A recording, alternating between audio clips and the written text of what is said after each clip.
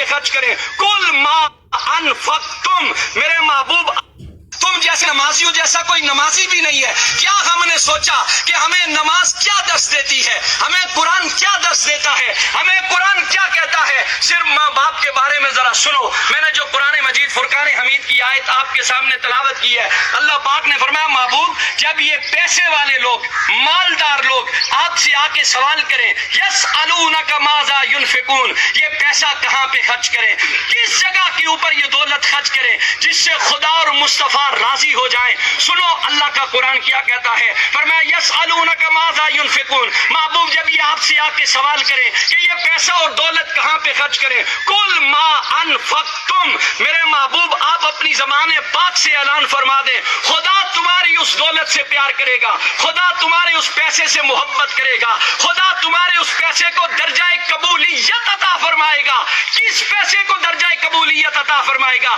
فرمایا ما انفقتم من خیر فللوالدین، جو پیسہ تم اپنے بوڑھے باپ اور بوڑھی ماں کے اوپر خرچ کرو گے، اور تمہیں گارنٹی مل رہی ہے کہ جس بندے نے اپنے ماں باپ کے اوپر پیسہ خرچ کیا، جس نے ان کی خدمت کی، جس نے ان کا احترام کیا، جس نے ان سے دعائیں لی ہیں، اس بندے کے ساتھ خدا بھی راضی ہے، خدا کے محبوب بھی راضی ہیں. یہ بات یاد رکھو، یہاں سے 7 لاکھ روپے خرچ کر کے بندہ حج پڑھنے جاتا ہے، نہ اس کے پاس مکے کے مفتیوں کا فتویٰ ہے، نہ پاکستان کے مفتیوں کا فتویٰ ہے کہ تو نے 7 لاکھ روپے خرچ کیے، تو نے کعبہ شریف کی زیارت بھی کی ہے، تو نے وہاں صفا اور مروہ کی سعی بھی کی ہے، تو مکے اور مدینے کی گلیوں میں گھوما بھی ہے. اس کے پاس سند نہیں ہے کہ تیرا حج قبول ہو گیا ہے، تیری عبادت قبول ہو گئی ہے، تیرا جھکنا قبول ہو گیا ہے. خدا کی رحمت کی امید تو ہے لیکن قبولیت کی گارنٹی کوئی نہیں دے سکتا. لیکن سنو، جنہوں نے ماں باپ کی خدمت کی ہے،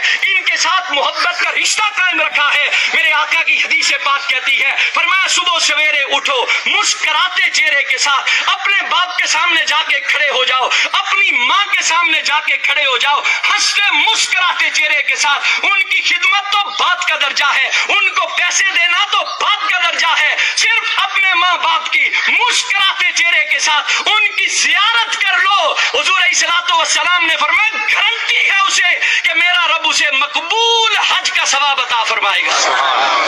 ہم یہاں سے حاجی صاحب بننے کے لیے مکے کی گلیوں میں تو جاتے ہیں، مدینے کی گلیوں میں تو جاتے ہیں، پیسے تو خرچ کرتے ہیں. کبھی سوچا تمہارا بوڑھا باپ گھر میں بیٹھا ہوا ہے، کبھی سوچا تمہاری ماں وہ محبت کی نظروں سے تمہیں دیکھ رہی ہے، شاید میرے بیٹے کو زندگی کا گزرا ہوا کوئی لمحہ یاد آ جائے، شاید اسے زندگی کی کوئی بیتی ہوئی یادیں ستائیں کہ میرے باپ نے میرے لیے اتنا کچھ کیا تھا، میری ماں نے لوگوں کے دروازوں کے اوپر جا کر کپڑے دھو کر برتن مانج کے لوگوں کے گھروں میں جھاڑو لگا کر. آپ اور میں روز دیکھتے ہیں بوڑھے ضعیف العمر لوگوں کو کہ روڈ کے اوپر سوٹی اٹھا کر لوگوں سے مانگ رہا ہے. کبھی اس بابے سے ایک دفعہ پوچھ کے دیکھو، بابا یہ تو کس کے لیے مانگ رہا ہے؟ تو لوگوں کے دروازوں کے اوپر جاتا ہے، تو کس لیے جاتا ہے؟ کیا تجھے اپنی ضرورت ہے؟ وہ باپ کہتا ہے نہ مجھے میری ضرورت نہیں ہے، میں زندگی گزار سکتا ہوں، لیکن میرے گھر میں ننھے بچے ہیں جو شام کو میرا راستہ تکتے رہتے ہیں. ہمارا باپ گھر میں سودا لے کے آئے گا،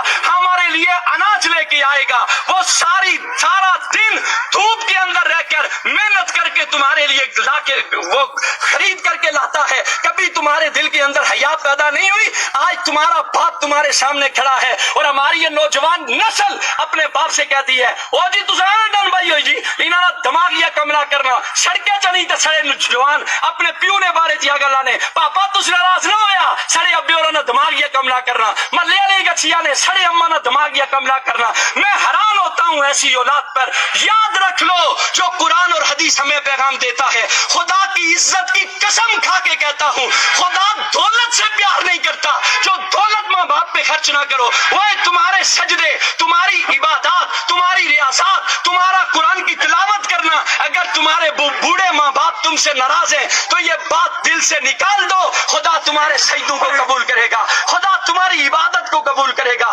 ماں کا تو کیا کہنا میرے بھائی، ماں تو زمانے کی وہ ہستی ہے جسے قرآن نے چاند کہا ہے۔ ساری کائنات ایک طرف ہے، ماں کی ہستی ایک طرف ہے۔ ماں جیسا تو اللہ نے کائنات کے اندر کسی کو پیدا ہی نہیں کیا ہے۔ وہ ماں جس کے بارے میں ایک شاعر بول کے کہتا ہے، ایک مدت سے میری ماں نہیں سوئی تابش، میں نے فقط ایک بار کہا تھا کہ مجھے ڈر لگتا ہے۔ تابش کہتا ہے میں نے زندگی میں ایک مرتبہ کہا اماں مجھے ڈر لگتا ہے، اس کے بعد میری ماں نے سونا ہی چھوڑ دیا۔ ایک اور شاعر بول کے کہتا ہے، وہ کہتا ہے وہ اس ڈر سے دوپہر کے وقت بچوں کو سلا دیتی ہے، شاید کھلونے بیچنے والا پلٹ کے واپس نہ آ جائے۔ ایک اور شاعر بول کے کہتا ہے، وہ کہتا ہے جس گھر میں روٹیاں 4 ہوں بندے 5 ہوں، اس گھر سے ایک ہی ہستی کی صدا بلند ہوتی ہے، مجھے بھوک نہیں ہے، وہ کوئی اور نہیں ہوتا، رب کعبہ کی قسم وہ ماں ہوتی ہے۔ ایک اور شاعر بول کے کہتا ہے، وہ کہتا ہے اس زمانے بسم اللہ الرحمن الرحیم۔ کوئی قاری کوئی نہیں ہے، تم جیسے نمازیوں جیسا کوئی نمازی بھی نہیں ہے۔ کیا ہم نے سوچا کہ ہمیں